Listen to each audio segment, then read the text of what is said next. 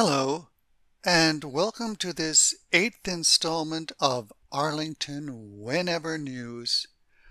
This one is called Of Tariffs and Taxes.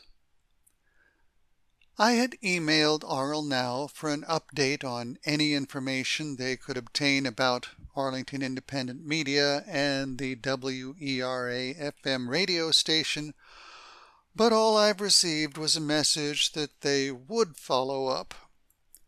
I have received nothing since then, so I'll use this time to consider something else. Tariffs and taxes. This is a national, even an international topic, so it's outside the normal scope of my reporting, but as a degreed accountant with over 40 years in the workforce, I believe that the commentary I've seen isn't quite sufficient.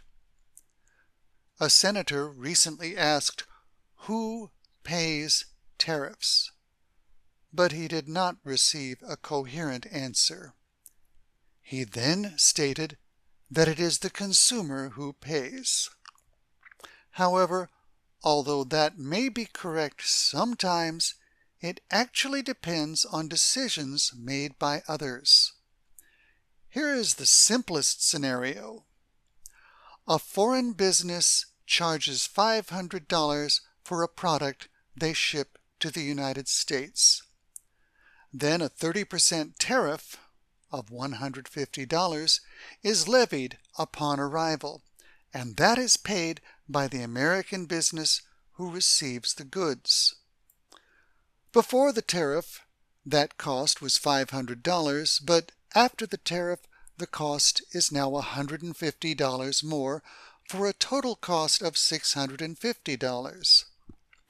The American business, the distributor, may decide to add the entire tariff amount to its selling price to a retailer, in addition to their regular $200 markup. In that case, the retailer would have paid $700 before the tariff, but will now pay $850 after the tariff.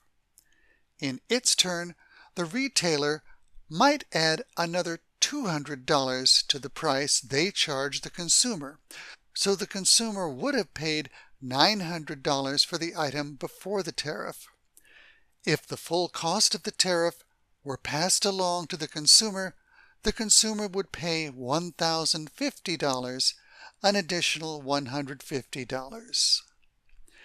In that simplest scenario, the tariff would indeed be paid by the consumer. However, there is a chance that the consumer might simply decide to wait a year before buying, which means that the retailer would make zero profit that year. Realizing this in advance, the retailer may tell the distributor that they have decided to wait before buying from the distributor, resulting in zero profit for the distributor. Realizing this in turn, the American distributor may ask the foreign business to reduce their price by $50 from $500 to $450. That would reduce the amount of the 30% tariff from $150 to $135, resulting in the distributor having to pay only $585. In turn, the distributor might offer the retailer a discounted markup of only $150 instead of their usual $200.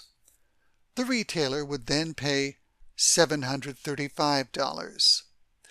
Then the retailer could offer a consumer sale price with a markup of only $165 instead of their usual $200 markup.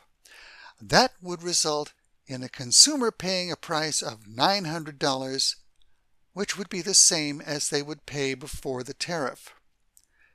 In that case, the tariff tax would be absorbed by reduced profits for the foreign company, the American distributor, and the retailer, with no added cost for the consumer.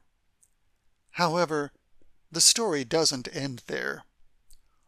When the 30% tariff is announced, the U.S. government is expecting to receive $150, but the reduced import cost would reduce the tariff money to $135.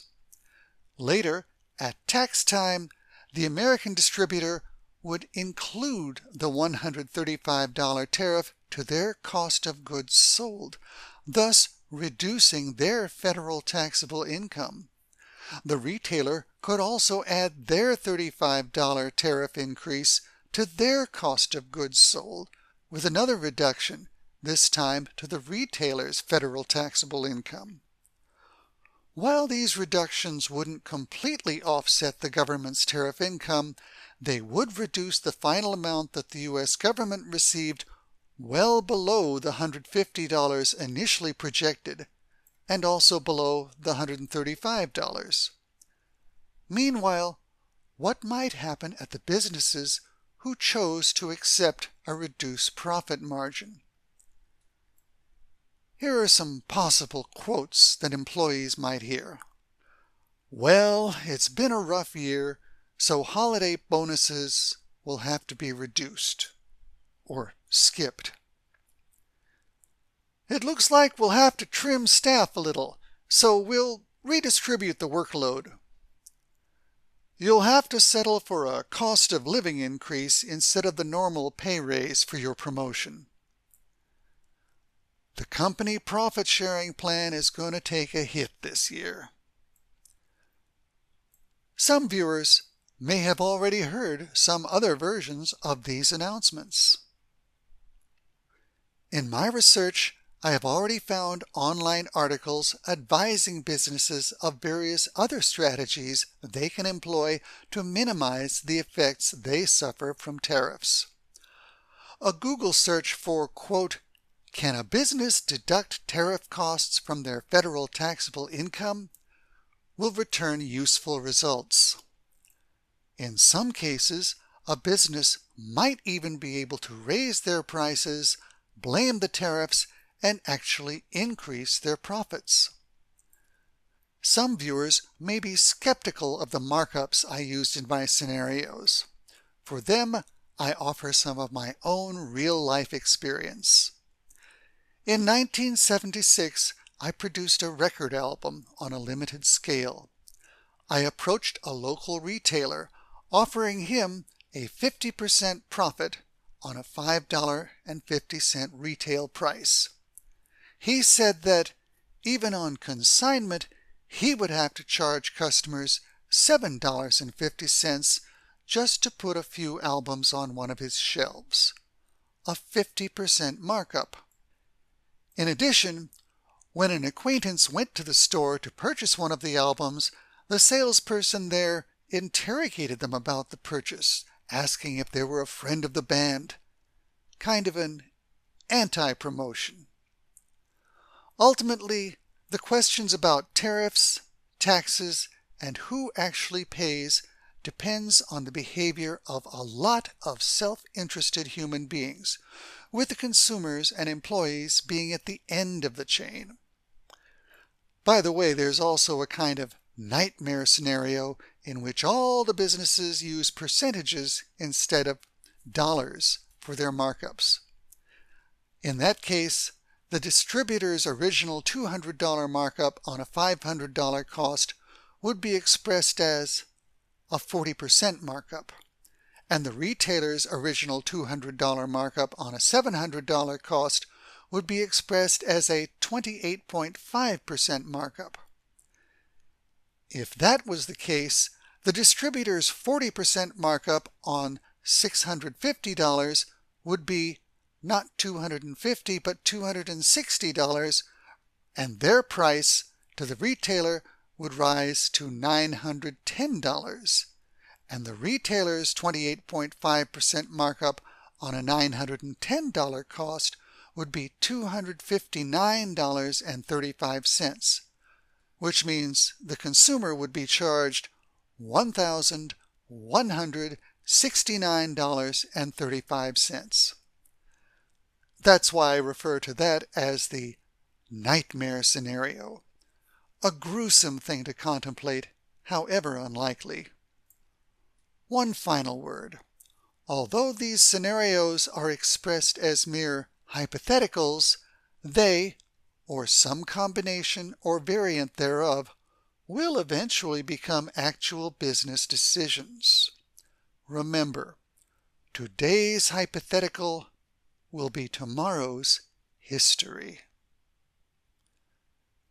That's enough for this installment. Thanks for watching, or at least trying to endure the analysis.